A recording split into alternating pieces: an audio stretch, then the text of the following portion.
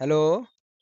হ্যাঁ, হ্যাঁ, বলো। বলছিলাম তোমরা তো আজ এপিসি ভবনে গিয়েছিলে এবং বিকাশ ভবনে গিয়েছিলে।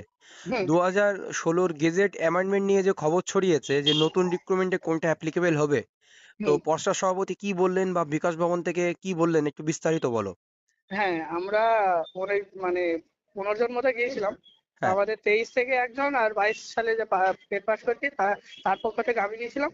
এই হুম। দুজন গিয়েছিলাম। হুম। হ্যাঁ, হুম। তো ওখানে আমাদের সঙ্গে ডেপুটি সেক্রেটারি স্যারের সঙ্গে কথা হলো। হুম। ওনাকে আমরা বিস্তারিত বললাম, তো উনি বললেন না, তোমাদের তো রিক্রুটমেন্ট নোটিশ বার হয়ে গেছে, তোমাদের তো সঙ্গে এটা লাগু হবে না, উনি বলেই দিলেন। হুম। হ্যাঁ, হুম। উনি একদম দিয়েই বলে দিলেন, পরিষ্কার ভাবে বলে দিলেন হুম। যে তোমাদের এই যে রিক্রুটমেন্ট নোটিশ এখানে তো সব ডিটেলস দেওয়াই আছে, হুম। এটা তো বদল হবে না, এটা আমরা বদল করতেও পারি না।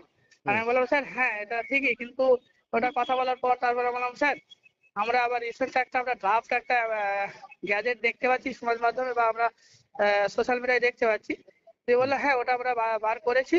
দিয়ে হুম। আমি ওটার ব্যাপারে একটু বললাম যে স্যার দেখেন, একটা কেউ 82 পাওয়া ক্যান্ডিডেট, আমাদের এখানে তো ক্যাটাগরি ওয়াইজ পাস করানো হয়, একটা হুম। 82 পাওয়া ক্যান্ডিডেট আর একটা 110 পাওয়া ক্যান্ডিডেট, আর সব হ্যাঁ। ডেটের প্রশ্ন একও হয় না। হ্যাঁ। তাই তার সঙ্গে মানে 82 যে পাচ্ছে সে 13 পয়েন্ট সামথিং পাচ্ছে, আর হ্যাঁ। যে 110 পাচ্ছে সে প্রায় 20-র কাছাকাছি পেয়ে যাচ্ছে, 19-18 এরকম হয়ে যাচ্ছে, গ্যাপটা হয়ে যাচ্ছে 5-6 নম্বরের ডিফারেন্স।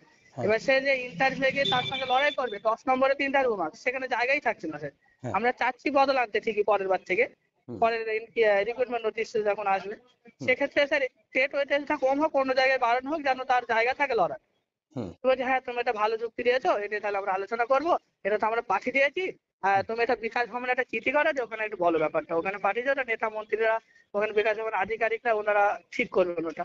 তো আচ্ছা। দিয়ে আমি বললাম ঠিক আছে স্যার, অনেক কথা হলো। যে আমি আবার এটাও জিজ্ঞাসা করলাম স্যার তাহলে আমাদের রিক্রুটমেন্ট নোটিশটা স্যার অলরেডি 1.5 মাস হয়ে গেল স্যার প্রায়, তো এটা কি ভাবছেন? বলছি ওটা আমাদের মাথায় আছে, কিছুদিনের মধ্যেই হয়ে যাবে, চাপ নিও না, ওটা নিয়ে কাজ চলছে, হ্যাঁ। মোটামুটি তাড়াতাড়ি এটা প্রকাশ পাবে।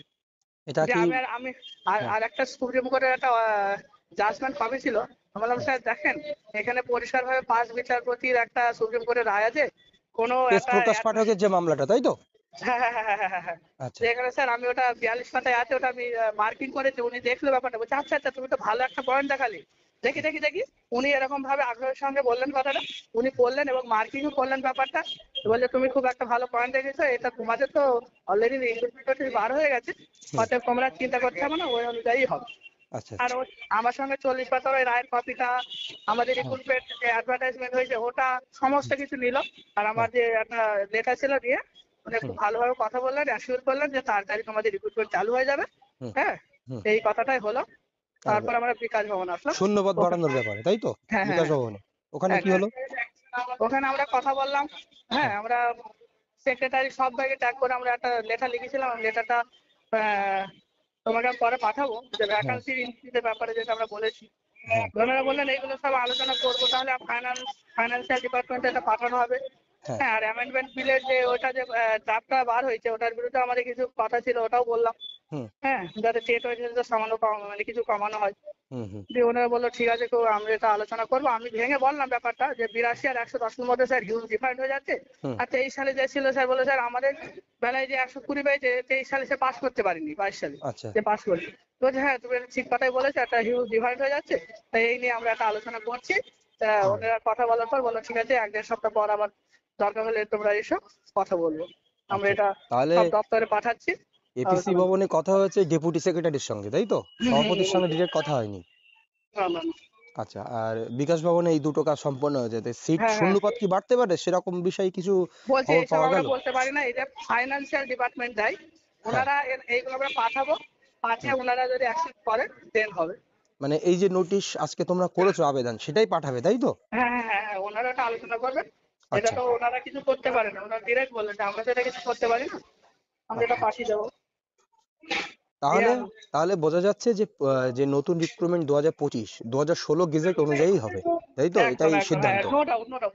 এটা ওনারা বলছে এটা যদি করতে যায়, এটা বাচ্চা ছেলেও জানে যে কেসে আটকে যাবে। আচ্ছা, এর এই নিয়ে পরবর্তী যে রিক্রুটমেন্ট আসে সেখানে অ্যাপ্লিকেবল হতে পারে যদি কার্যকরী হয়।